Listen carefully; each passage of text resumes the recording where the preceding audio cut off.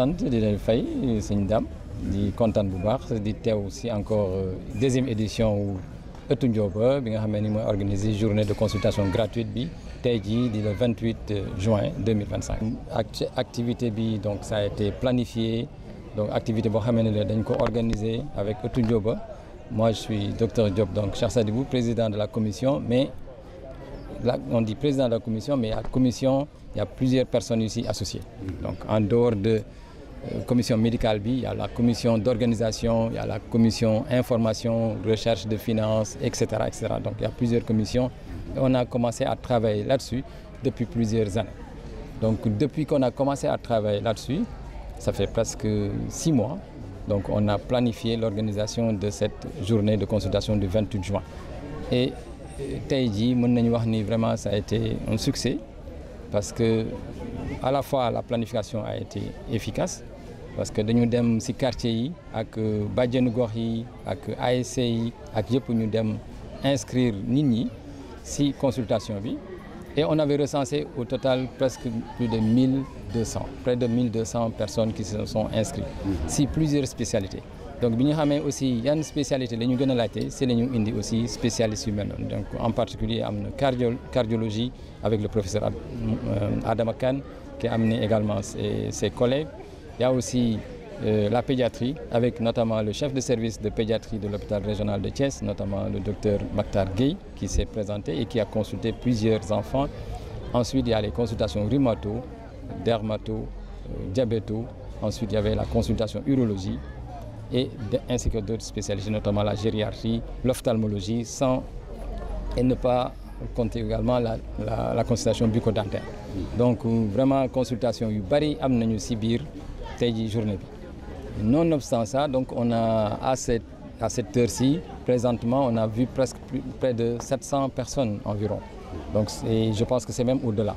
Donc j'ai les chiffres un peu estimatifs, mais je sais qu'au-delà, on a fait plus de 700 personnes ñu fi ñëw consultation. ñi fi ñëw consultation aussi consulter nañ leen aussi jox leen aussi ay garab yi amul fii sax dañ ko dem jënd ji ci pharmacie bi nga xam ne dafa nekk fii pour jox leen ko donc c'est des médicaments de spécialistes. Donc pour dire que ëttu Ndioba vraiment a fait bonne figure dans le sens où donc à la fois organisation bi mais aussi moyens yi ñuy wax ni ñu ngi wax ni waa ëttu Ndioba kese la mais aussi am na d'autres personnes ressources yu ci bokk et mention spéciale à l'ensemble des personnes yi nekk ci biir ëttu Ndioba mais aussi ñi nga xam ne nekkuñu ci ëttu Ndioba mais aussi ay bonne volonté lañu ñu participer ci loolu. Pour dire globalement ci wàllu consultation médicale bi il y a eu presque plus de 25 médecins qui ont été mobilisés. Donc spécialistes yu nekk ci benn spécialité bu nekk yu ñu wax. yenn saa yi ak ay médecins généralistes aussi associés. En dehors de ça aussi il y a des associations notamment benn association bu ñuy wax Timcam mooy Thiaroye Yeumbeul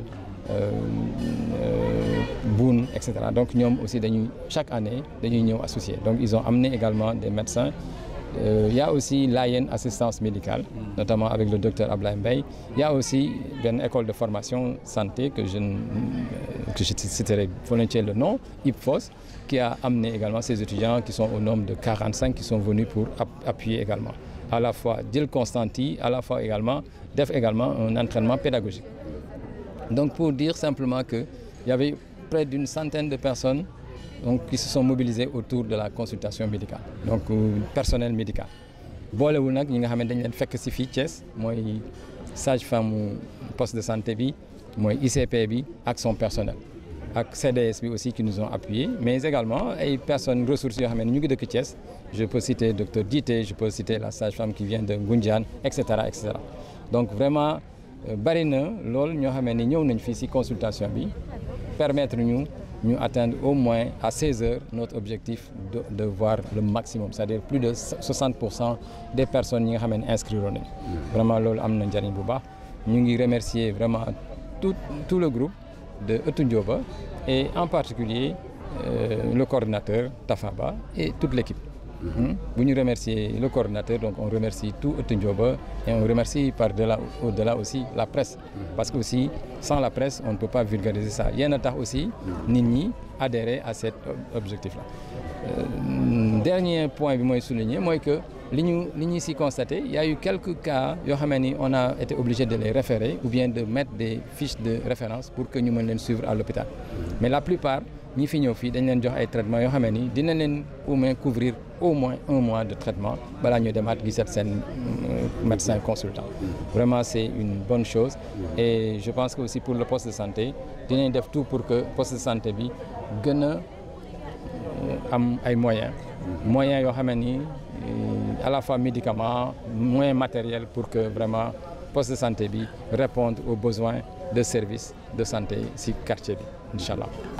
Mais comme ni mu wax il y a plusieurs pathologies donc ku nekk waa cardiologie ñëw nañu affaire hypertension bi am na ñoo xam ne problème mu rhumato moo leen fi indi donc ñëw nañu aussi am na ñoo xam ne problème mu bët yi surtout problème mu bët la ñu gën a gis nii si la ñu gën a inscrit ak problème dentaire aussi. Mais néanmoins on a eu à mettre jël nañu fi ay ñoo xam ne dañu am diabète ñu même jël leen mettre leen en observation, c'est-à-dire que defal leen perfusion pour wàcce seen taux sucre ak yooyu. Donc pour dire que ni ñëpp ñoo fi suivi bi on les a recommandés aux médecins qui sont à Thiès parce que tamit loolu mooy li ëpp njëriñ.